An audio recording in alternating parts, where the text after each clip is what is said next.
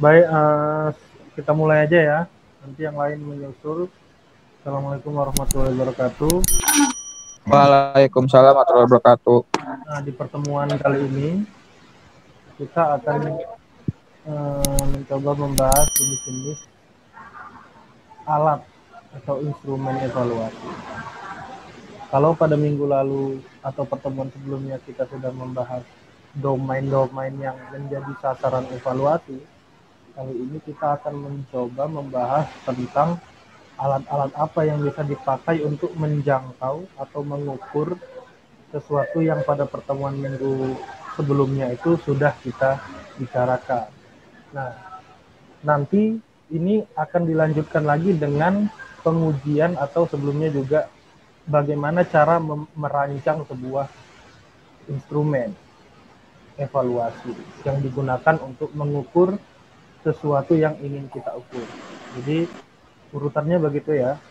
Setelah kita mengetahui domainnya, kita ketahui alat-alatnya, baru kita belajar menyusunnya, baru kita belajar untuk membuat suatu instrumen yang andal tentu saja dengan melakukan pengujian-pengujian berupa pengujian kesohihan gitu ya, pengujian validitas dan reliabilitas, di mana kita berharap instrumen yang kita pakai itu benar-benar sahih atau bisa diandalkan untuk mengukur sesuatu yang ingin kita ukur. Oke, kita mulai. Jenis-jenis evaluasi itu secara garis besar itu ada dua. Yang pertama tes dan yang kedua non-tes. Nah, mungkin sebagian dari teman-teman sudah pernah menjalani disebut dengan pengukuran di dalam pendidikan, evaluasi. Setiap Anda ujian itu disebut dengan evaluasi, baik evaluasi proses hasil belajar. Nah, salah satu jenisnya kan kayak yang mau kita selenggarakan itu UTS, itu disebut ujian atau tes. Jadi UTS, ujian seleksi masuk SBMPTN, SNMPTN itu disebut alat evaluasi yang berjenis tes. Seperti di sini terlihat tes itu salah satunya bentuknya ada tes tertulis. Tes tertulis itu ada banyak ya, ada isian, ada yang lainnya nanti yang kita bahas. Selanjutnya ada tes lisan.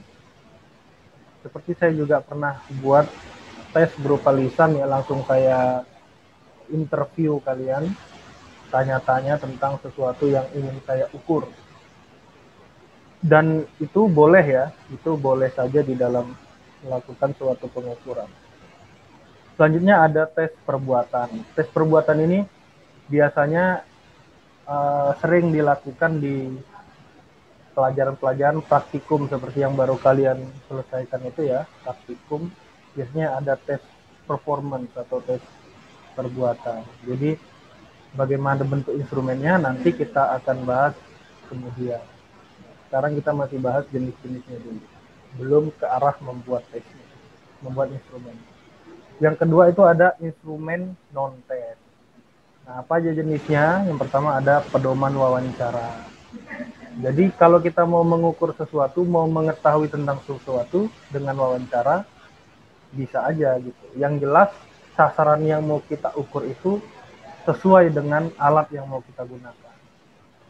Jadi kalau misalnya Anda menyusun suatu proposal penelitian, kan di situ ada bagaimana cara mengambil datanya kan. Salah satunya bisa dengan wawancara. Tentu saja wawancara butuh sebuah pedoman supaya dia terarah dan bisa menjaring seluruh informasi yang ingin didapat.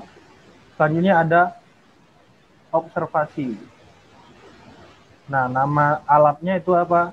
Pedoman atau format observasi. Ada kuesioner, ada skala sikap, skala penilaian, skala Likert, skala Goodman dan lain-lain, itu bisa disesuaikan penggunaannya untuk apa. Baru ada format sosiometri. Nah, jadi keseluruhan alat-alat itu disebut dengan alat atau instrumen non-tes, di mana kegunaannya tentu saja berbeda dengan penggunaan instrumen berupa instrumen tes. Nah, nanti seiring berjalan waktu kita akan pelan-pelan mengetahui bagaimana implementasi dari penggunaan jenis-jenis alat atau instrumen evaluasi ini ya. Next, tes itu apa sebenarnya? Supaya kita bisa dulu membedakan antara instrumen tes dan instrumen non-tes. Nah, tes itu adalah instrumen tes maksudnya alat ukur berbentuk satu set pertanyaan untuk mengukur sampel. Tingkah laku dan jawabannya dapat dikategorikan benar dan salah atau performance maksimum. Jadi memang ada sesuatu yang terang benderang di sana. Ada standar kebenaran, ada standar maksimum untuk performance, sehingga tes itu bisa digunakan untuk mengukur sesuatu yang pasti ya, yang pasti-pasti maka bisa diukur dengan tes. Misal kalau kalian ada mata kuliah namanya mata kuliah rangkaian listrik kan, ada rumus-rumusnya, ada hukum-hukumnya, maka segala sesuatu yang punya hukum itu biasanya akan bersifat pasti gitu ya. Maka cara mengukur pengetahuan atau kompetensi sampel, dalam hal ini sampelnya tentu adalah kalian sebagai peserta didik, itu bisa dengan menggunakan instrumen untuk mengukur domain kognitifnya ya. Sementara non-tes itu apa? Alat ukur untuk mengukur sampel tingkah laku, tetapi jawabannya tidak dapat dikategorikan benar dan salah. Misalnya positif dan negatif, setuju dan tidak setuju, suka tidak suka, atau performance yang sifatnya tipikal. Jadi non-tes ini digunakan untuk melihat kecenderungan, kalau menurut saya seperti itu, bahasa lebih mudahnya. Jadi ada kecenderungan, misalnya kecenderungan setuju atau tidak setuju terhadap suatu kebijakan atau pendekatan untuk melihat sesuatu. Jadi dia tidak bisa dikategorikan benar salah. Atau kalau contoh yang lebih mudah lagi, misalnya kalian artis gitu ya, misalnya artis, dua artis, terus ada yang mana yang tentu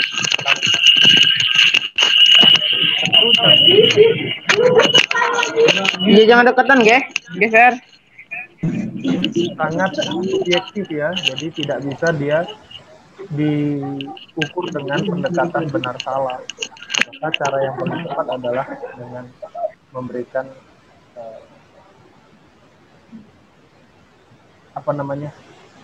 angket gitu ya, mana yang lebih cantik.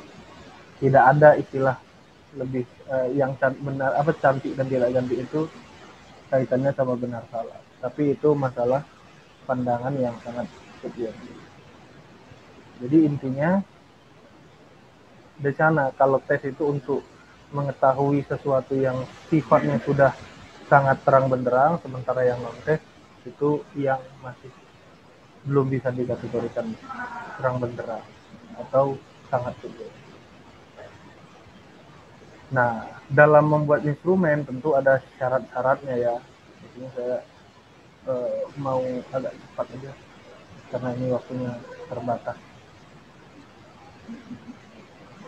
Nah, apa itu syaratnya? Yang pertama, memiliki validitas yang tinggi. Terus memiliki reliabilitas yang tinggi. Validitas itu apa? Validitas itu artinya kesohihan. Jadi alat yang kita gunakan untuk mengukur itu bisa dipercaya dia dapat mengukur. Misal kalau kalian mau mengukur panjang suatu kayu misalnya, alat yang bisa digunakan adalah apa? Yang bisa digunakan untuk mengukur kayu?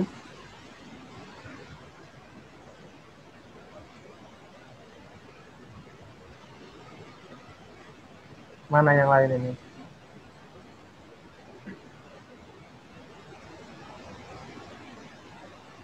Alatnya apa misalnya?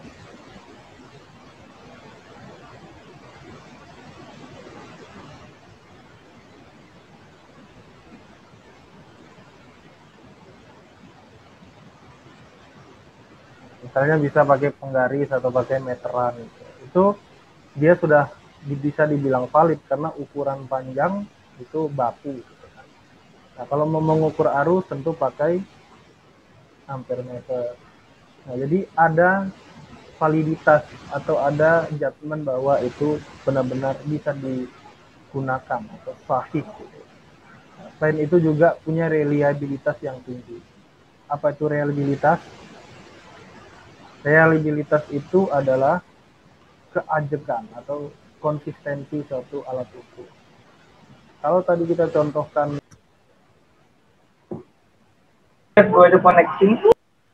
ya kalau tadi kita contohkan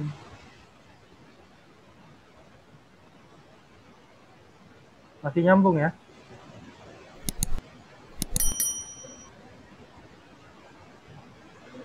Masih Pak. Bentar. Masih Pak, masih nyambung. Ada screen-nya nggak di situ? Ada Pak, ada. Ada Pak, udah muncul. Ada ya?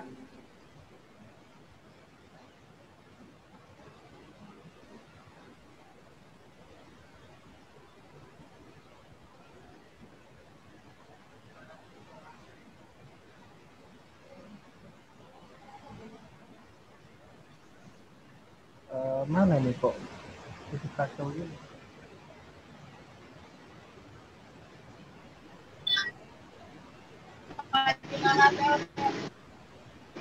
Vanilla Latte Oreo 1. Yang satunya lagi hazelnut Oreo bubble 1. Mic-nya. Halo. Kalian udah pada nyalain kamera? Hazelnut sama Oreo.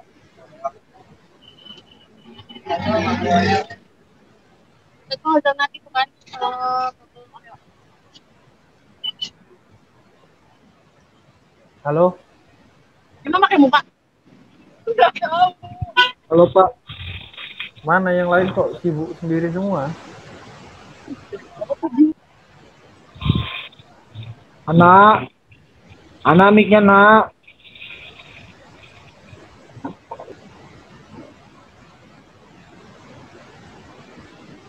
Screen-nya masih ada nggak di situ?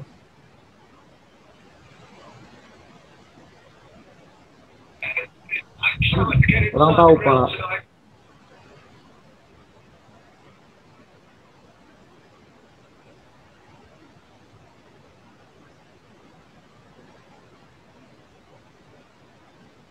Bentar ya.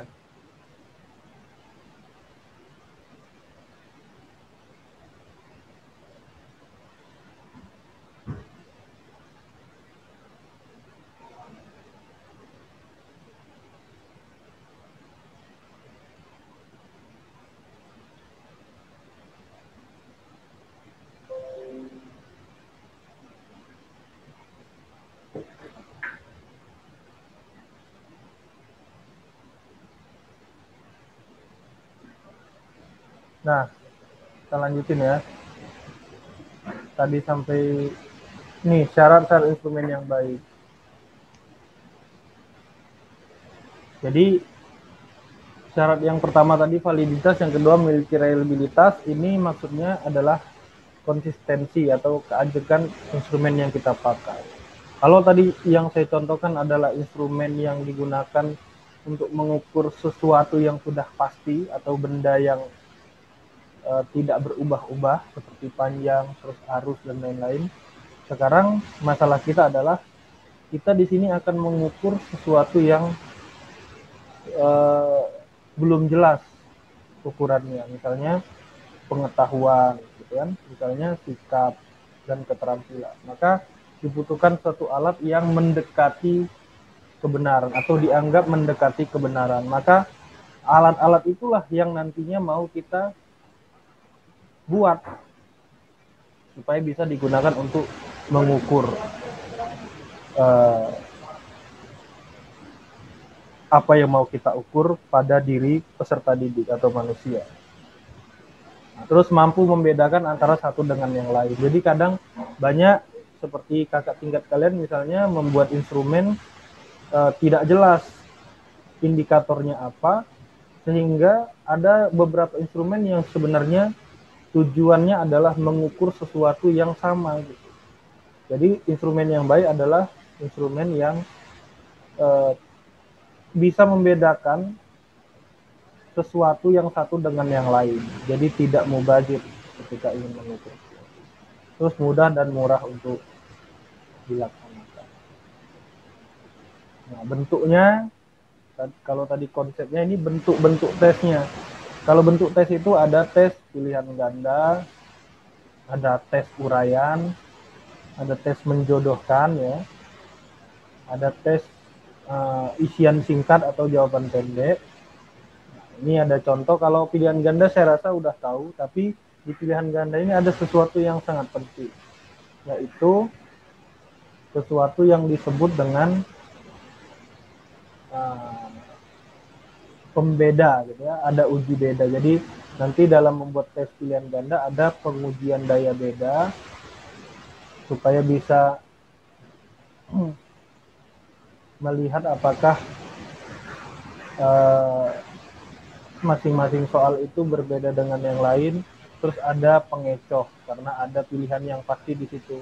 Dari salah satu pilihan ada pilihan jawaban yang benar, maka dalam tes pilihan ganda itu ada istilah distractor, pengecoh.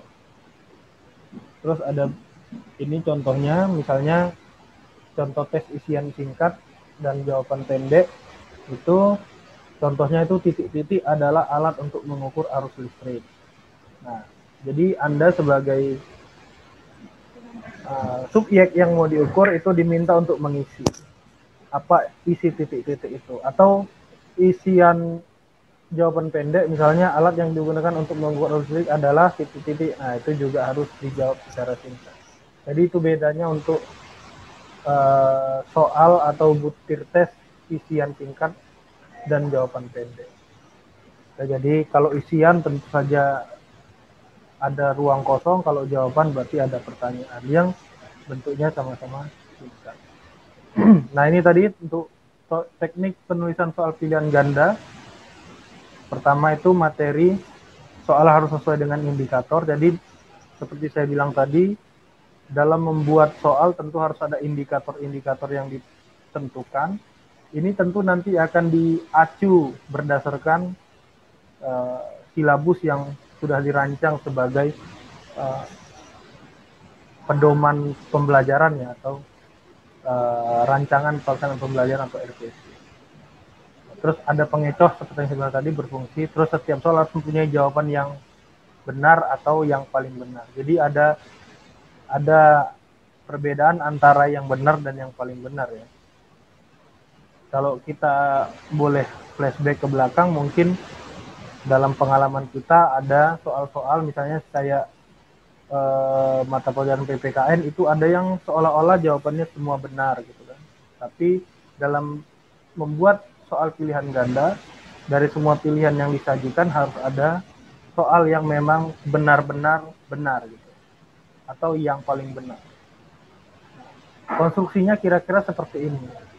Ya, ada syaratnya untuk membuat suatu soal pilihan ganda. Sampai sekarang kita untuk tes-tes yang umum itu masih sangat banyak menggunakan pilihan ganda ya. Baik tes TOEFL, tes masuk perguruan tinggi, tes CPNS, semua itu pasti pakai soal bentuknya pilihan ganda.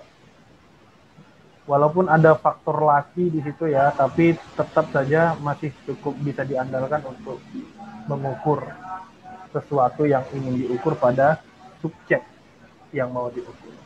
Nah, konstruksinya secara singkat saya bacakan. Ini soal harus dirumuskan secara jelas dan tegas. Soal jangan memberi petunjuk ke arah jawaban benar. Ya, ini biasa soal memberi petunjuk ke arah jawaban benar itu kayak soal-soal kuis di TV ya. Nah, itu selalu menunjuk ke arah jawaban yang benar. Jadi soal yang baik tidak seperti itu. Terus soal jangan mengandung pertanyaan bersifat negatif ganda. Semua pilihan jawaban harus berasal dari materi yang sama. Pilihan jawaban jangan mengandung pertanyaan semua jawaban benar atau semua jawaban salah. Pilihan jawaban yang berbentuk angka atau waktu harus disusun berdasarkan urutan kecilnya angka tersebut atau kronologis. Nah, ini penting juga. Jadi kalau ada pilihan yang pakai angka harus berurut dari yang kecil ke besar. Terus gambar, grafik, tabel, diagram, dan sejenisnya yang terdapat pada soal harus jelas dan berfungsi. Artinya jangan sampai sesuatu itu tidak memberikan keterangan. Gambar, grafik, tabel tetap harus memberikan makna pada soal pilihan ganda kalau memang dalam soal harus melampirkan ini. Gambar, grafik, tabel, dan diagram. Terus butir soal jangan bergantung pada jawaban sebelumnya. Nah, mungkin soal-soal seperti ini bisa jadi indikasi kalau yang buat malas gitu ya, sehingga jawabannya seperti berantai dari jawaban sebelumnya ada ini. Ini biasa banyak di buku-buku TPA gitu kan. Itu karena memang itu membuatnya seperti kejar setoran mungkin, jadi soalnya seolah-olah bersambung dari satu ke yang lain. Nah, itu tidak boleh dalam membuat satu instrumen pilihan ganda yang baik. Terus menggunakan bahasa yang komunikatif sehingga mudah dimengerti. Ini penting ya, komunikasi itu penting dalam bahasa instrumen soal. Jangan sampai salah tafsir. Karena sesuatu yang mau disampaikan memang benar-benar harus bisa ditangkap dengan baik ya di dalam soal.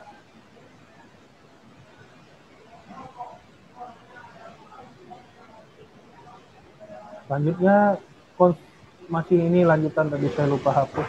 Terus teknik penulisan soal uraian.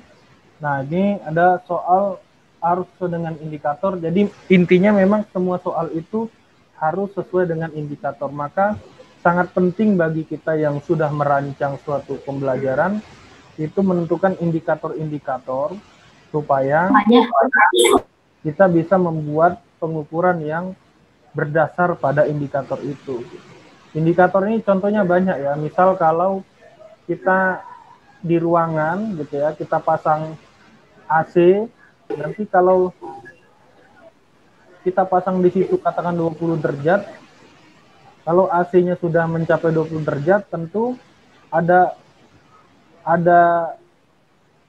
apa ya? Ada semacam tanda dan kompresornya berhenti kan begitu. Jadi indikatornya di situ diukur pakai sensor tentunya kan, sensor suhu. Sehingga ketika sudah 20 derajat maka dia otomatis akan tidak beroperasi sejenak sampai suhunya naik lagi, tinggi lagi, baru nanti kalau udah mulai ini suhunya naik, baru diturunkan lagi, AC-nya nyala lagi. Nah, dalam soal juga begitu.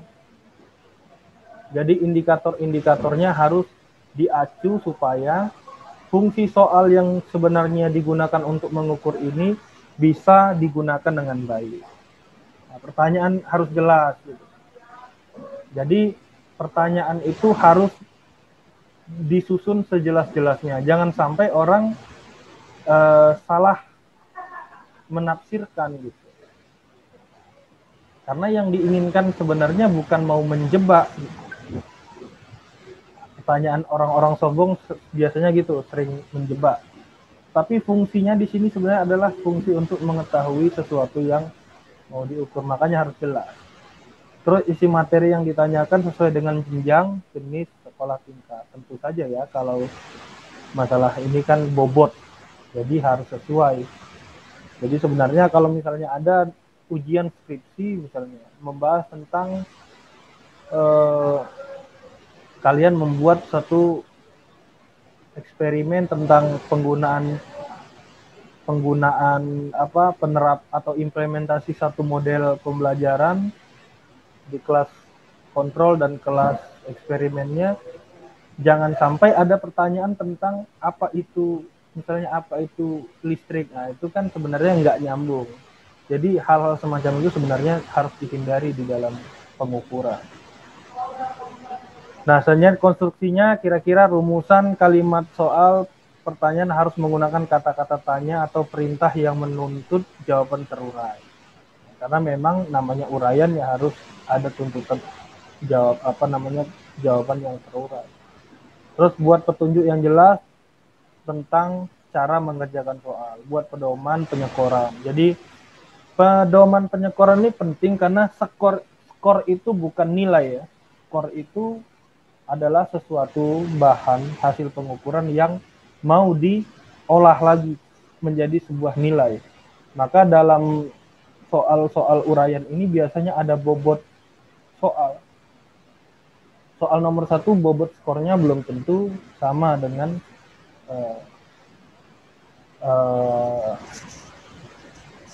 soal nomor berikutnya. Ini waktunya 10 menit lagi ya. Nah, hal-hal yang menyertai soal seperti tabel, gambar, grafik, peta sejenisnya harus disajikan dengan jelas dan terbaca sehingga tidak menimbulkan penafsiran yang berbeda. Jadi intinya konstruksi soal uraian harus bisa ditangkap secara sempurna oleh orang yang ingin kita ukur.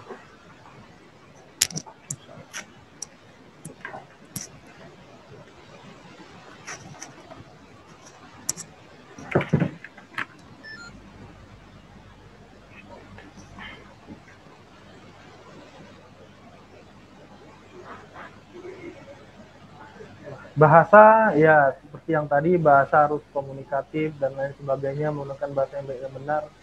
Rumusan soal tidak mengandung kata-kata kalimat yang menimbulkan penafsiran ganda, ini masih sama yang tadi. Terus bentuk soal non-tes itu ada pedoman wawancara, format observasi, kuesioner, skala sikap, skala penilaian, format sosiometri. Ini nanti bisa kita pelajari sembari membuat instrumennya. Jadi pada minggu depan kita sudah praktek membuat soal. Jadi sebagai bentuk penugasan UTS, saya nanti minta Anda membuat soal-soal sesuai dengan mata pelajaran yang kalian minati.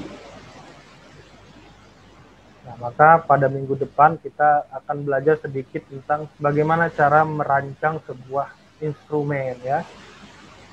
Instrumen, nanti saya akan pikirkan apa instrumennya, pilihan ganda atau apa, tapi nanti akan saya beri beberapa pilihan untuk dicontohkan supaya kalian bisa punya pemahaman yang bisa dijadikan untuk pedoman lah untuk memulai pekerjaannya ya.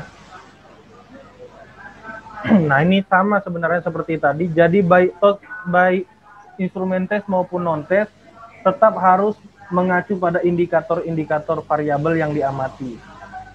Terus bersifat spesifik, tidak general, bentuk dan isinya berupa penilaian atau dapat pula catatan fakta.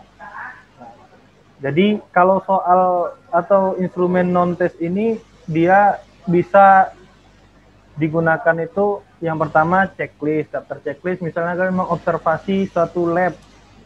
Nah, di lab itu kalian punya gambaran idealnya lab itu punya ini. Maka kalian buat suatu indikator, misalnya indikatornya itu kelengkapan lab. Maka dibuatlah butir-butir poin yang untuk dijadikan patokan checklist itu sebagai instrumen untuk mengukur kelengkapan lab gitu kan.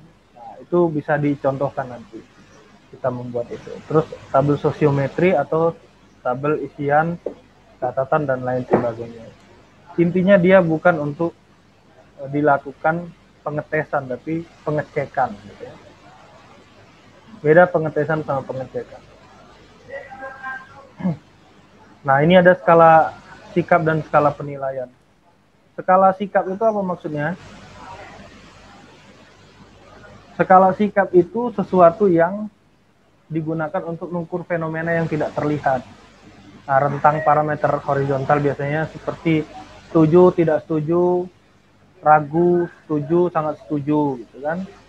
Terus kalau yang lain itu skala penilaian misalnya dapat direspon oleh orang lain atau yang bersangkutan, digunakan untuk mengukur fenomena yang terlihat dan teramati. Rentang parameter vertikal. Jadi ada semacam hierarki gitu ya. Tidak pernah, jarang, kadang-kadang itu kan ada muatan poin di dalamnya. Sementara kalau setuju tidak setuju itu kan hanya sebatas kecenderungan. Jadi itu salah satu atau beberapa contoh dari soal-soal tes dan non-tes ya. Mungkin itu yang bisa saya sampaikan. Untuk selanjutnya bisa diskusi di mana ya? Karena ini sudah sudah berakhir karena kita pakai Zoom. Jadi silakan nanti buat daftar pertanyaan terus dikirim ke saya ya, lewat WA aja nggak masalah. Tapi kalau memang mau lebih mudah ya satu orang suruh ngirim ke saya daftar pertanyaannya, nanti saya akan jawab gitu. Atau kalau mau lebih mudah lagi buat aja grup mata kuliah ini gitu. Mungkin itu ya. Saya akhiri. Iya, baik, Pak. Assalamualaikum warahmatullahi wabarakatuh.